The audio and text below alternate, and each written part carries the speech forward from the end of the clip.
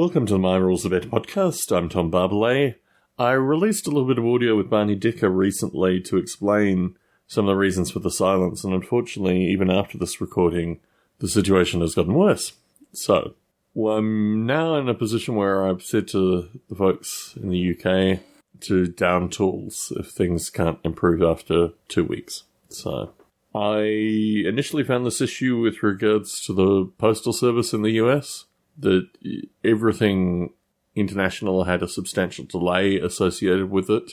And the US Postal Service has been pretty honest on their website, indicating that they're not flying to England and large parts of Europe now. So my second thought was, let's try FedEx, to see if that fixes that. And a test package, well, it's hardly a test package, it actually contains painted miniatures, so it contains something of some value, is lost. It went to Memphis, Tennessee. They had a snowstorm. No one decided to check up on what was happening with the stuff going through customs. It was lost in customs on the 2nd of February, and I've sent emails describing the package, photographs of what the package should look like, or at least its dimensions, bunch of different things to the FedEx, and none of that seems to resolve the issue. The package is just lost.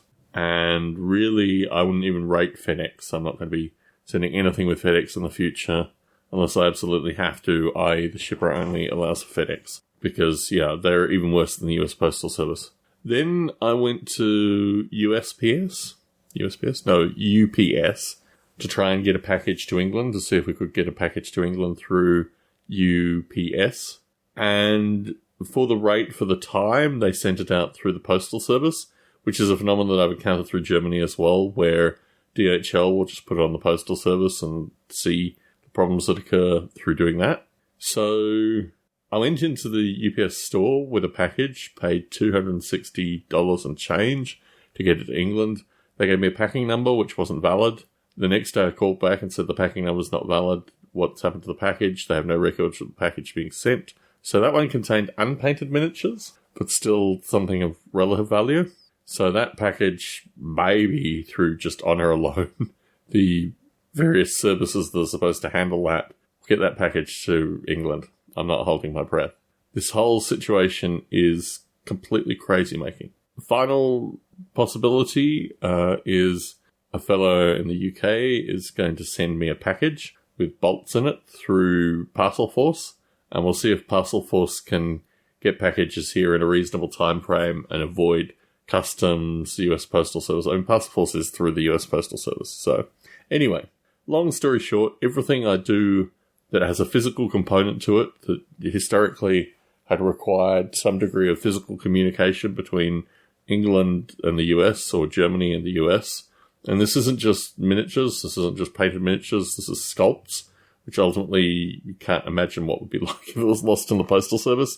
And a bunch of additional, unique works are just completely different to miniatures, completely different to painted miniatures. I mean, painted miniatures, obviously, a painter has painted them, and they have additional intellectual property in the paint. But because of the situation, I was not recording any podcasts, and I haven't been recording any podcasts associated with My Rules Better, just because of the level of exhaustion and frustration, and that's still very present with this mystery lost package UPS situation. I'm in a state now where basically I don't want to use anything. So hence the down tools ruling, which really I don't like doing. I really goes against everything that I want to do because it creates bad faith and creates a situation where, irrespective of the fact that everything has been paid for in some cases twice, there's still bad faith that's circulated because these things aren't part of a process. So for me in the short term, it means potentially, Parcelforce could still break through. Parcelforce breaks through. We're still in a partially, not quite working state, but let us hope. And it's associated with emotion, associated with a lot of this stuff, like the efforts that one puts into this. Once you're actually paying money for things not getting through and just nonsense, it takes a lot of, it creates a lot of weight, which just isn't part of this thing, as far as I'm concerned. So let's talk about the Britannia Plus rules, the updated Britannia rules. What I'm doing there is I'm writing a series of stories about various adventurers and the movement people have through social hierarchies in this environment, with the view that these stories become the game. and I think I'll probably publish the stories with the rules, or maybe separate from the rules, just to give some indication of what the origins of the game were in story form, with the view that it's supposed to chart the lifetime of someone who's initially predominantly in the peasant class and moves their way through, very similar actually to the Warhammer role-playing game, that you're actually tracking people's evolution as characters and as people. And I think writing stories as a means of doing this is an interesting way of capturing the progress and then going back to actually writing rules around that, with the view that, it seems like a different approach to rules writing, to have stories that you're looking to embody in the games. And it also gives a good sense, I think, to early players about the breadth of the games and the intention of the breadth of the games. So we'll see how that works out. I'm aiming to start playtesting probably, I was saying in a March time frame, and I've had to deal with all this nonsense associated with the getting stuff from A to B to C to D. So my anticipation is hopefully by July, we'll have the stories out. I've got some playtesters in Australia. My hope is to utilise some of Barney Dicker's playtesters. It's not obviously going to be Alluvial Plains related, and I've already asked the folk if they're interested in playing other games as well. So things have been a little slow to start up with the Alluvial Plains games this year, but we are in early February. So it's not really, mid-February actually. So it's not really the end of the world, but I think everyone's just taking a little bit longer to shake off the shackles, so to speak, and get back to semi-regular game playing. So the aim would be to start playtesting this Britannia Plus thing in a June timeframe for the playtesting, which means still 2-3 months worth of writing, which I've got allocated in various ways.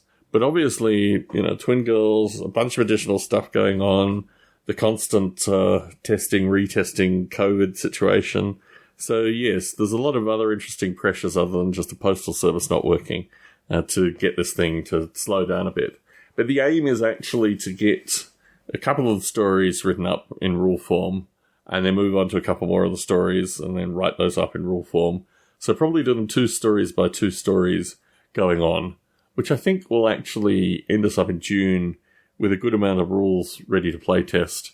Maybe a little bit scattershot, but, these things initially always tend to be that way. So definitely, building on that kind of time frame. And my aim is to come back into the podcast, and I don't know actually how the rules are going to be generated and distributed. I think initially we're going to have a small number of playtesters, and then also I want to utilize this podcast as a means of talking about certain aspects of rules dynamics that come up through the writing of the rules. And that will give a good amount of documentation. I really have been in a very strange headspace for the past few months, just actually working out what format these podcasts will take in the new normal and the stuff that I'm, dealing with. I think a lot of these podcasts are intentionally happy and lighthearted and focus on certain aspects of things. And if you're not feeling that, you're not going to be recording podcasts accordingly. So obviously in the past few months, some good news that came through is the knighthood for Ian Livingstone.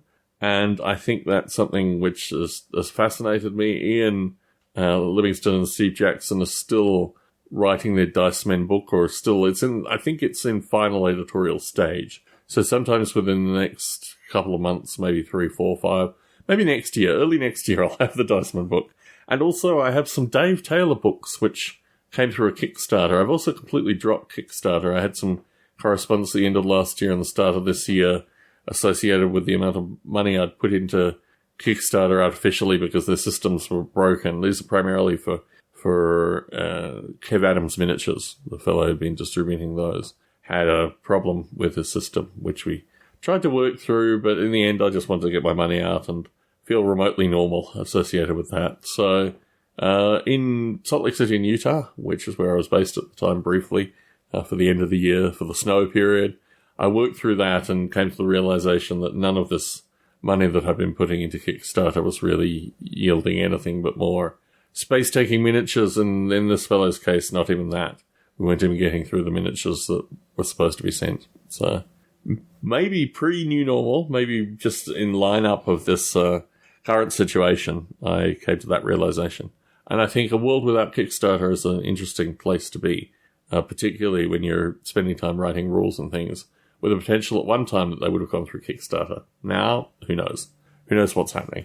I know Barney Dicker's experimenting with various other platforms like Kickstarter, and I put maybe €3 into something he was doing recently, maybe just to seed the project with €3.